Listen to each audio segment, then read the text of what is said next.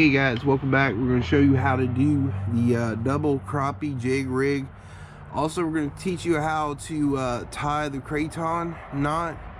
I've showed you all how to do the double loop knot with the standard jig heads, but we're going to show you how to do the Kryston knot. I don't know how good the lighting is out here, guys, because it's in the middle of the morning and we got some low light conditions, so we're going to try to show you how to do this real quick. Now these are a little bit bigger jig heads than normal. These are 1/8 ounce jig heads, but you would want like a smaller jig head, like a 1.2 ounce jig head for the top one, and maybe a 1.6 ounce jig head. But we're using the big jig heads so you guys can see how I'm tying this on here and how to do it properly. To do the double crappie jig rig setup, you could use this for hooks too, for saltwater fishing on your main line with a float, either bigger or smaller than this one, but we're just sticking with this float just to show you for demonstration purposes. The Kryston knot will be the very last knot we're going to show you how to use to make the double crappie jig rig setup. You could also do this without a float to cast it in really deep water and retrieve it really slow with plastic baits for the double rig jig setup. Show you how to do it with the float first. You want to do is get your main line, like this is your main line here, guys. This is like 15-pound test. We're using bigger line so you guys can actually see the demonstration.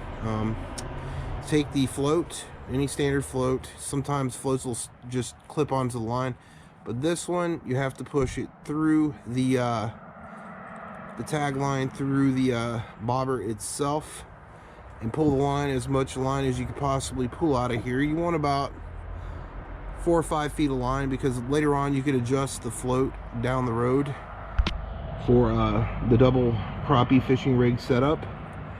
Now you could use this without the float and cast it from your main line, from your fishing pole. Now that we've done that, we want to make a first knot. We want to do is a polymer knot. We can do it like this maybe.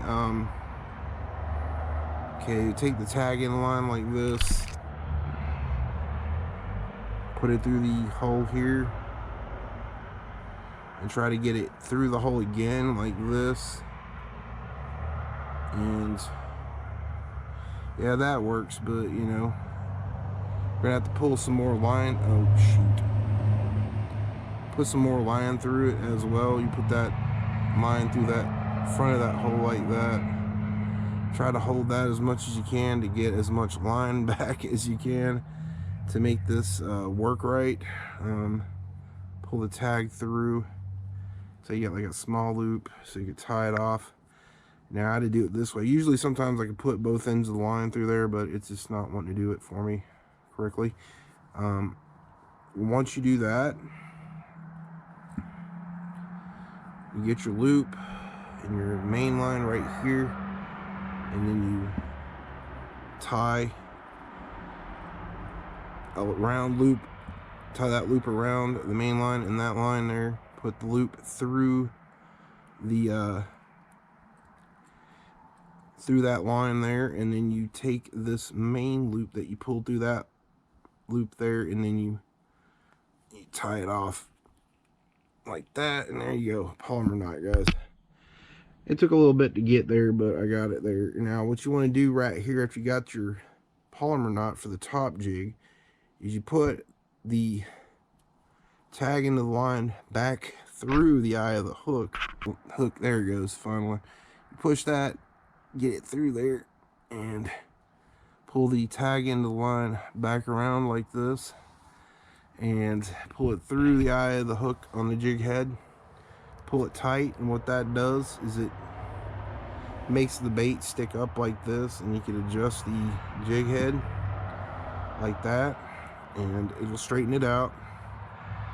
Just gotta find a spot for it like that, and there you go. That's the first polymer knot you want to do.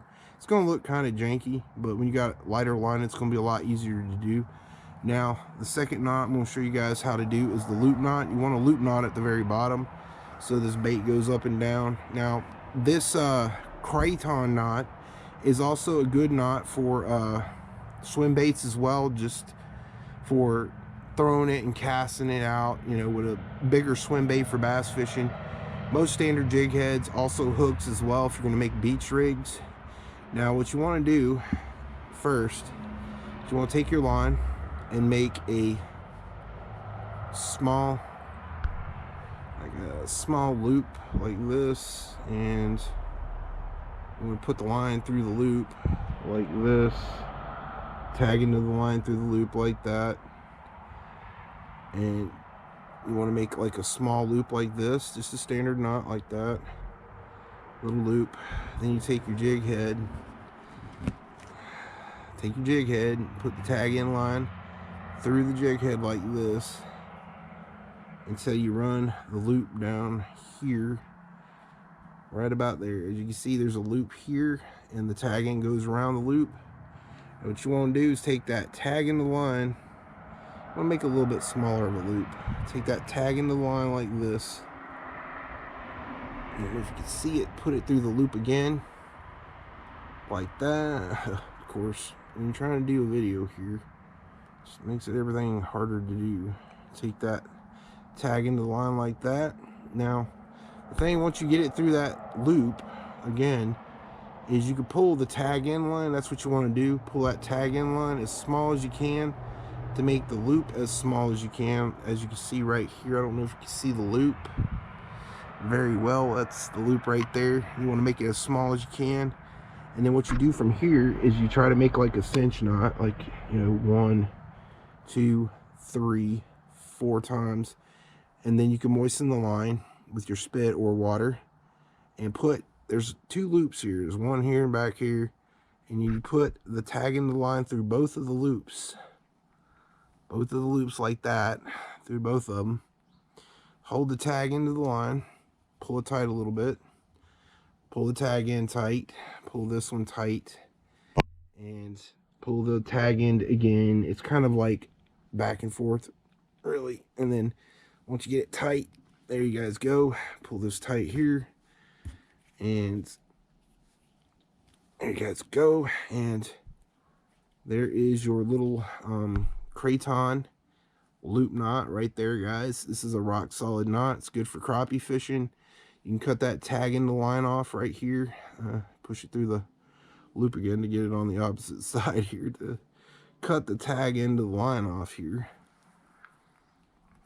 And you got a jig head up here and you got a jig head at the bottom.